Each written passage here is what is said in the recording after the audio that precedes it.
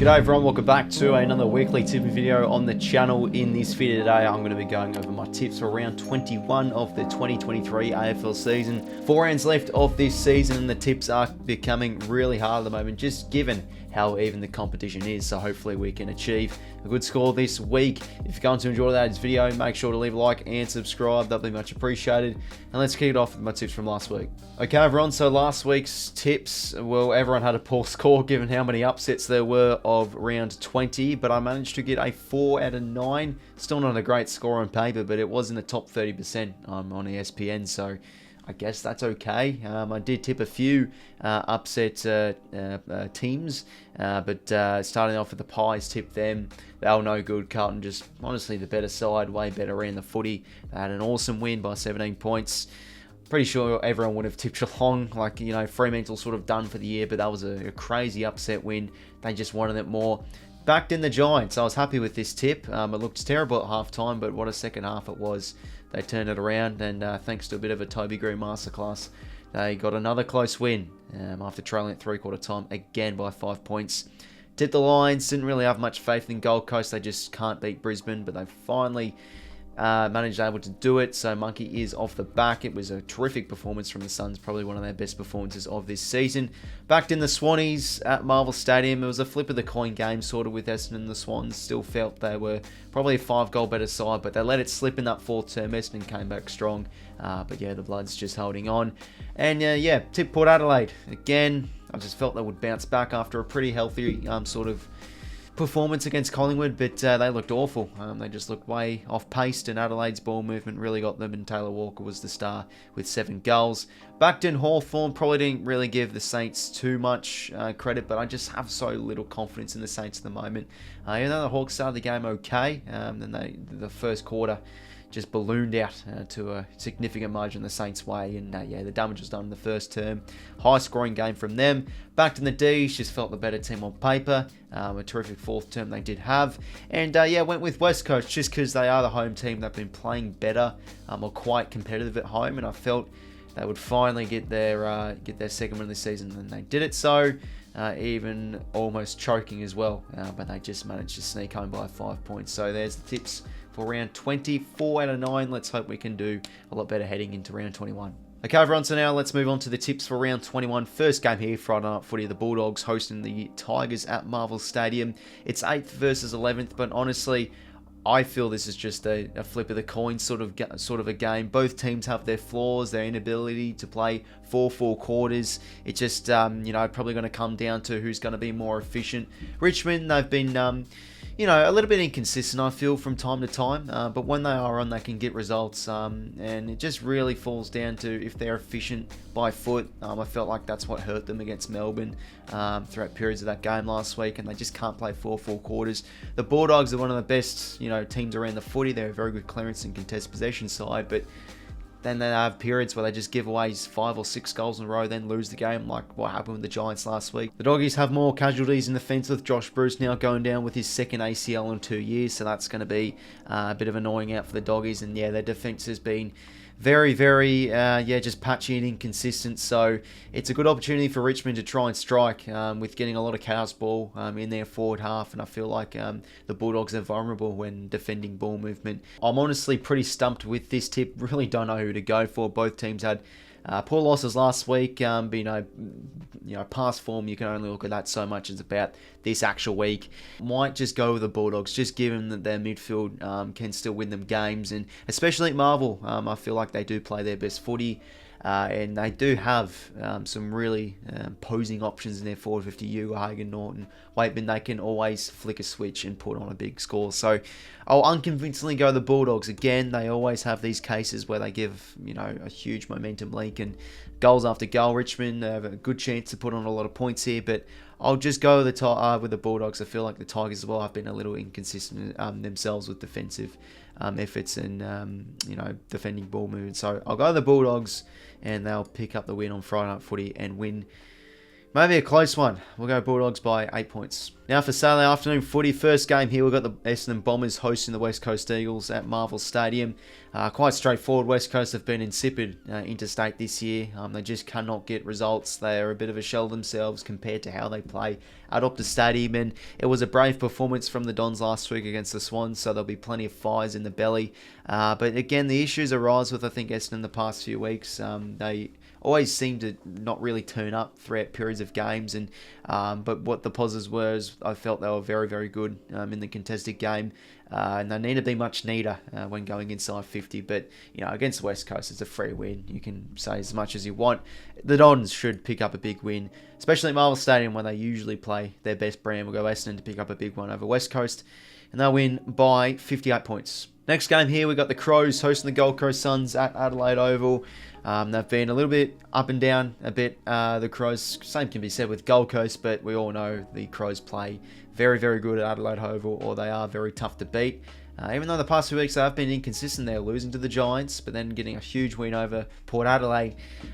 Gold Coast, I feel like, can play Adelaide Oval actually quite okay. They had a close loss against, I'm pretty sure, Port Adelaide last year, and look, they played well for 3 quarters against Port Adelaide this year, so I feel like they had a chance to really bring it up to Adelaide.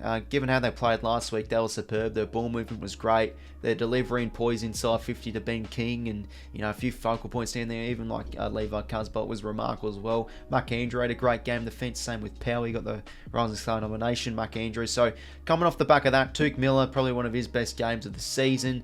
They have accountable players. The midfield's looking great. Clearance game's looking good too. I might give them a chance, but I don't know. I think Adelaide, coming off the back of that huge win against Port Adelaide, their confidence will be up. I felt their bottom 6 or bottom 8 sort of plays played remarkably well in that win from Adelaide. And yeah, just at the moment, they're moving the ball really well. They're in good form. So I'll just, go with the probably, more convincing tip of Adelaide, just because of how good they played last week. Should continue that form, especially at home, and they are number 1 for points for in the competition too. So the Adelaide Crows will knock off the Suns here at home, and they'll win. Maybe a bit of a sort of a patchy game. Suns will really bring it up to them, but Adelaide will run away with it and win by 19 points. Next game here, we've got the Hawks hosting the Collingwood Magpies at the MCG. Well, the Hawks, as I've said all this year, you can't trust them with tipping. I probably gave them too much confidence in backing them in against the Saints last week. What do? They concede, 60 points in the first quarter? That's the Hawks for you. Very inconsistent. But I feel like they're a good chance to maybe bring it up to Collingwood for a quarter or two. They looked a bit vulnerable from last week. If you're just very good with pressure and you can try and smack the Pies in the contested game and restrict their ball movement, you're a good chance against Collingwood. But I feel like the Pies should be bouncing back after that game. They looked very flat. They had a few plays that didn't really looked too great. Tal Adams was very quiet. 𝗵𝐿𝐼𝐻𝐿𝐼𝐻 Mason quite poor. Mason Cox subbed out. Probably wasn't one of Nick Dacos' great games, all that whatnot. So yeah, bounce back against the Hawks. They should be able to do so. Collingwood should win this game of footy. Again, Hawks maybe for a quarter or two, push it up to them. Do their midfield get a bit of fire in the bellies from? They were pretty poor in the midfield last week against the Saints, so maybe they lift for this game, but it's a bridge too far, I think, for the Hawks to get this win. The Pies still are the benchmark of the comp, and they'll win a convincing one here by 32 points. Moving on now to Saturday night footy. First game here, we've got the Geelong Cats hosting Port Adelaide at 𝐺𝐵A Stadium. Well, the Cats had an insipid performance against Fremantle last week, and you rarely see that with Geelong. Overall this year, they've been a very good side at home. They play their best footy there, but they've had a few blips on the radar at home. One against Freo, one against GWS. It is Port Adelaide, a good chance to knock off the Cats here. They've now lost 3 in a row though, Port Adelaide. Their defence, is starting to slip a little bit, I feel. But I still got confidence in Port Adelaide to get their form back on track. They're still a very good forward half side. They had a competitive loss against Collingwood, so, the win will come soon. Does it come here against the Cats? I don't really give them much confidence, because it's such a mystery tipping teams at 𝐺𝐵A, just because it's such a hard venue to win at. I don't think Port Adelaide's won there in Geelong in quite a while too, so they don't have a great record, I'm pretty sure, down there. I think Geelong, you can't be too reactive with them. Even if they lose, a terrible game, or if they win huge, you can't, write them off. Yeah, I'll probably just back in Geelong, given it's at 𝐓𝐻𝐵A. I feel Port Adelaide will definitely turn up to this game. I'm feeling they will bounce back, but they're a little bit vulnerable in defence, and I feel like Cameron, they've been out of form. They need more from those sort of plays. They've got a lot of upside with how they do move the ball in their forward half too. So the Cats will win Saturday night, and they'll win maybe a bit of a comfortable game. I'm feeling like either Port win a close one or Geelong win convincingly, so I'm going to go the Cats. Maybe with a great fourth quarter, they'll run away with it and win by 23 points. And now the Sydney Derby. This one should be an absolute cracking game. GWS hosting the Sydney Swans at Giants Stadium. It's been a while since the Swannies have played the Giants at Giants Stadium. It's been since 2019, I'm actually pretty sure, because of COVID and all that whatnot. And the game was at a core stadium last year. But this game itself, yeah, should be a ripper. The Swans, though, they've been a little bit patchy, a little bit inconsistent with how they've gone when playing games. Sure, they've been still winning games, but the contested possession count, how they go around the footy has been quite poor. But their ball movement, their pressure game is still definitely up there. And they can definitely match with the Giants. The Giants are a team that love to take their game on. They're very, very good as a back six at the moment. But it's sort of like playing strength to strength, because I feel like as of late, the Swans have been very good with converting their chances, going inside 50. So maybe this is a bit of a high-scoring game. These are two sides that love to put on a bit of a score. The outs for the Swans, I mean, Buddy Franklin announcing his retirement. Does that lift the squad? But pretty sure McInerney's out, so that's going to be a huge out. Same with Dane Rampe. So who's really going to get the best of Toby Green? Is it someone like a Cunningham? Because he's probably one of the most informed players in the competition. Chance for the Giants to go 8 in a row as well. Honestly, I feel like this is a bit of a flip of the coin, maybe a 60-40 game in favour of the Giants. It depends what kind of Swans do turn up. If they bring their ball moving sort of A game to the table, they're a very good chance to win this game. But, geez, the Giants have been playing remarkably well. They've got great belief. The Swans have terrible fourth quarter performances as well. So, if the Giants are trailing at three-quarter time, you better believe they are probably going to win the game. And they were able to last time out earlier this season. So, I'll back in the Giants. They're looking like a team with a bit of the better personnel. They're in much better form, and how they're playing is remarkable at the moment. So I'll back in the Giants to get a close win over the Swans. I feel like this one could go right down to the wire. High scoring shootout. The Giants win this one by 7 points. Now for the Sunday games, first one here, North Melbourne hosting the D's at Blundstone Arena. Good old Hobart, we do have this game here. Well, last time these two sides played, the D's got a massive win by nearly 100 points over North. Look, it was a gallant fourth quarter performance, but still insipid. Losing to West Coast is a pretty embarrassing sort of result, and you could arguably say they're the worst team in the competition now. The longest losing streak in the comp. Maybe do they bounce back? The thing with North is they still show competitive performances, but they are really now starting to slip away, and the off-season can't come quick enough.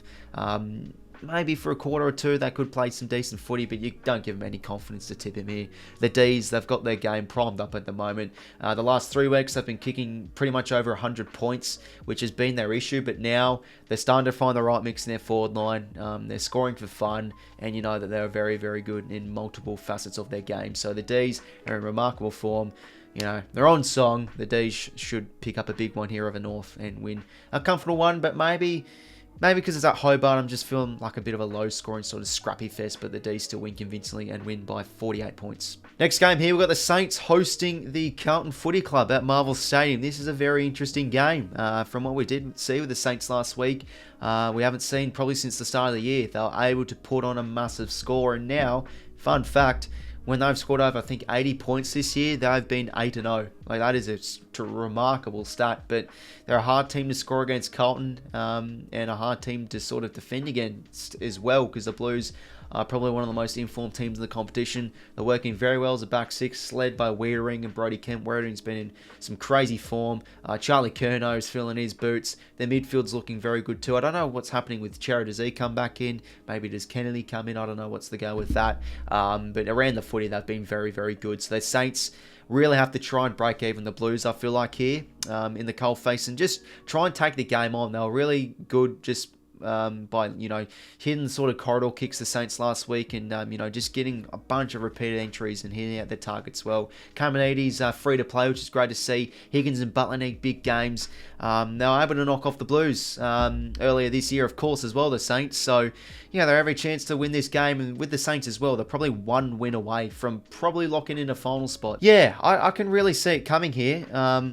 But it's hard to go against the Blues at the moment, especially at Marvel Stadium. They play their best footy. I actually really like the Saints for this tip. I almost want to go with them, but I don't know. I can't really see it coming here against the Blues. They're just hard to tip against, just given how they are playing. They beat the Pies last week. That form surely continues against the Saints, who are still a bit vulnerable, I feel, just from the bigger picture. So the Blues should be licking their lips with this matchup, and we'll go for Carlton to pick up maybe a bit of a high-scoring affair, perhaps. Who knows? But yeah, the Blues to win this one, maybe by a close margin. We'll go Carlton by 14 points. And the final game of the round here, we have the Brisbane Lions hosting Fremantle at Optus Stadium. Well, the Dockers coming off the back of a great win over the Cats, probably their best win of this season. Does that translate into maybe a bit of an upset performance here against Brisbane?